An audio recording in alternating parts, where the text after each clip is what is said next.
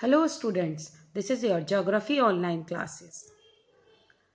Our next topic is rain-fed farming. Irrigation farming हम पढ़ चुके हैं, अब हम पढ़ रहे हैं rain-fed farming.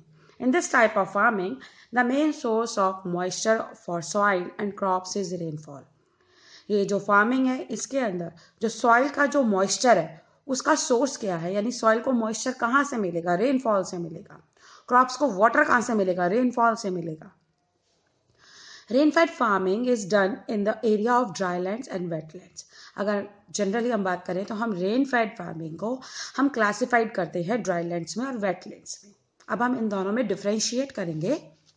देखिए difference between dry land and wetlands. Dry lands में कौन कौन सी क्रॉप्स आती है? तो फूडर क्रॉप जो हम एनिमल्स को खिलाते हैं, रागी, बाजरा, मूंग, ग्राम. फूडर क्रॉप्स रागी, बाजरा, मूंग, ग्राम. ठीक है, जिनमें हमें पानी की ज़रूरत कम होती है. ठीक है, सॉइल को मॉइस्चर कम चाहिए. हम ऐसे क्रॉप्स ड्राई लैंड में उगाते हैं. In India it is confined to areas with rainfall of less than 75 centimetre in a year. यानी कि इसमें ऐसे एरिया आते हैं जहां पर रेनफॉल पूरे साल में 75 सेंटीमीटर से भी कम होती है. ऐसे एरिया हमारे ड्राई लैंड्स में आते हैं. Rainfall is less than the total moisture requirement of the soil.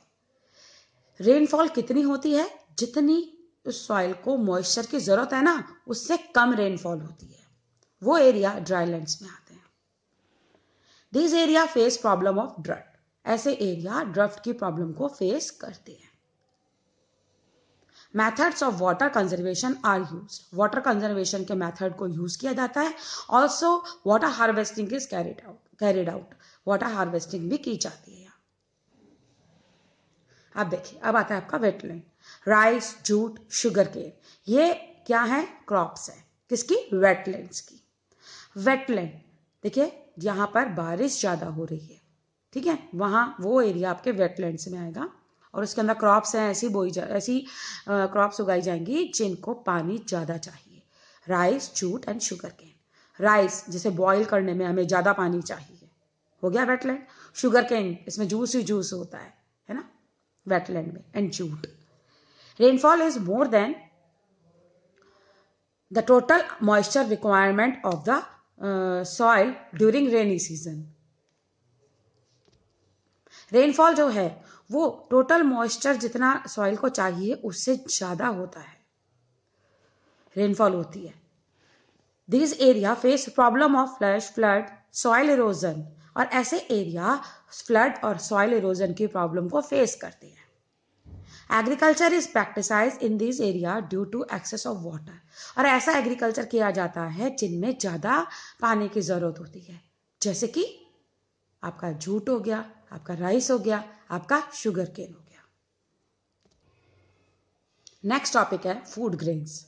These crops occupy about 2/3 of total cropped area in the country. ये जो क्रॉप्स हैं ये हमारी जितना क्रॉप्ड एरिया है ना हमारे इंडिया में, उसके 2/3 पार्ट में इसको फूड ग्रेन्स को क्या किया जाता है? सोन किया जाता है, उगाया जाता है. On the basis of structure of the grains के अगर हम स्ट्रक्चर की बात करें तो फूड ग्रेन्स को हम क्लासिफाइड करते हैं सेरल्स और पल्सेस में. यानी फूड ग्रेन्स को हम क्लासिफाइड किस में कर रहे हैं? सेरल्स और पल्सेस में. और बेस क्या है हमारा? ग्रेन का स्ट्रक्चर, दाने की बनावट. Cereals. The cereals occupy about 54% of total cropped area in India. जो सेरल्स हैं वो टोटल क्रॉप्ड एरिया के 54% एरिया को उसने ऑक्यूपाई किया हुआ है. यानी 54% एरिया में हम सेरल्स उगाते हैं इंडिया में. The country produce about 11% cereals of the world. और पूरे वर्ल्ड में जितना सेरल उगता है ना, सेरल्स, उसका 11% हमारी इंडिया में उगाया जाता है. ठीक है, पूरे वर्ल्ड में जितना सेरल्स उगता है, प्रोड्यूस होता है, उसमें से 11% जो है इंडिया प्रोड्यूस करती है सेरल्स को. और सेरल्स में अगर हम देखें तो इंडिया की जो रैंकिंग है वो 3rd है. देखिए सेरल्स, सी 3rd नंबर पे आता है. ए फर्स्ट, बी सेकंड, सी थर्ड. तो सेरल्स में इंडिया 3rd नंबर पे आएगा.